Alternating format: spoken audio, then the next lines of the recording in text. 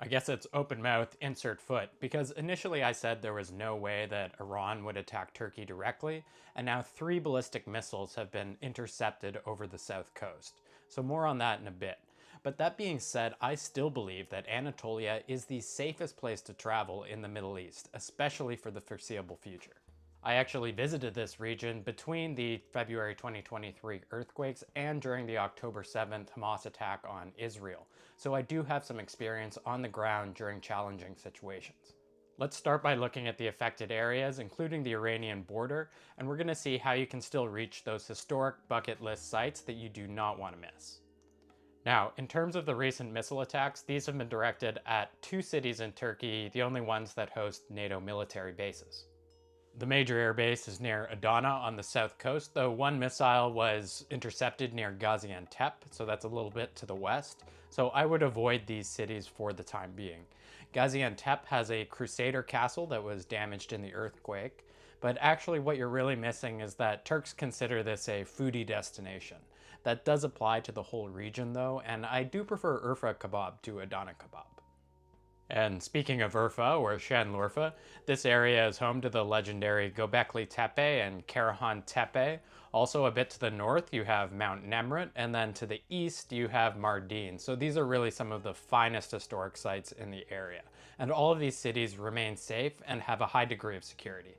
The second NATO base to watch out for is a radar station in the middle of nowhere. It's near a town called Malatya, and fun fact, this is actually where the oldest bronze swords in the world have been found, in relation to a site called Arslan Tepe, or the Lion Mound. And I've actually been there, but don't worry, it's absolutely not a must-see, just kind of neat to visit.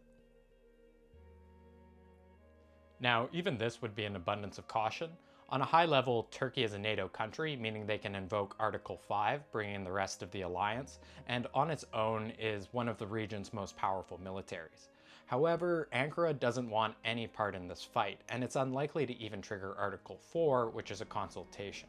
Furthermore, the US isn't even allowed to use those bases or that airspace. Turkey has also been very vocal about the fact that they are the last go-between in terms of negotiations between Iran and the West, and that any further conflict jeopardizes that relationship. Finally, the NATO naval presence in the Eastern Mediterranean means that this area has a lot more protection from strikes than the Gulf states, for example. But how about the actual Turkish-Iranian border? Typically, this region is part of a separate trip just due to the driving distance. In fact, we are now further east than Moscow. However, the regional capital, Van, does have a modern airport that's connected to tourist cities like Antalya and Izmir. One note on security, there are more layers than you might be used to, from an armed checkpoint just to get into the airport parking lot, to metal detectors to get into the terminal. It might be annoying, but I do always feel safe here.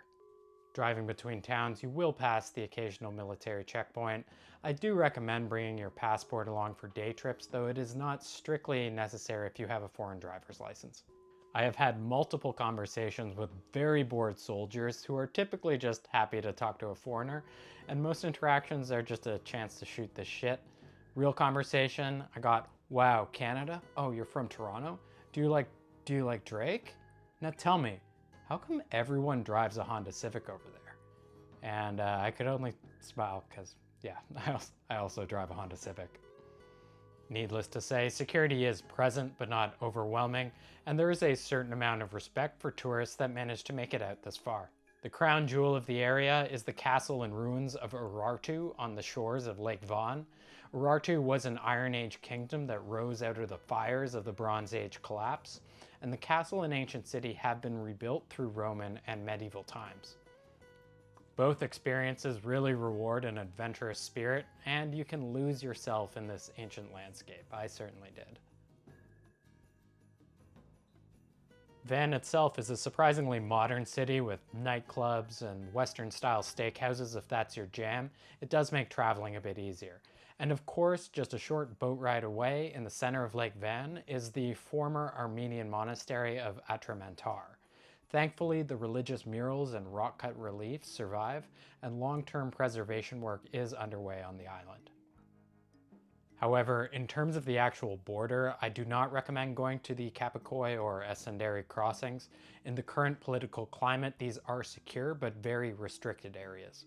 If you do want to get close to Iran for some reason, the only historic site of note is Hoshop Castle, and it's about an hour from Lake Van. Unfortunately, the castle is not accessible, but it was also originally an Urartian site. The modern Kurdish village is still partially surrounded by an ancient mud brick wall that might in fact be older than the castle. One final note on the refugee situation: it's perfectly reasonable to worry about social and economic unrest. Fortunately, daily asylum claims remain stable and in the low to mid hundreds. Obviously, those families are absolutely devastated, but this is nothing compared to, for example, the Syrian civil war in terms of numbers. Speaking of which, if you're the type of tourist that tries to volunteer as you travel, Van would be the city to look into right now. Language will be a barrier unless you find a foreign organization. But let's leave it there. Please comment if you have any further questions. These are just my opinions from traveling Eastern Turkey. It is an old land with old bones, but you would be surprised by how stable things are. Anyways, thanks for watching. If you made it this far, please subscribe, and I can't wait to see you again.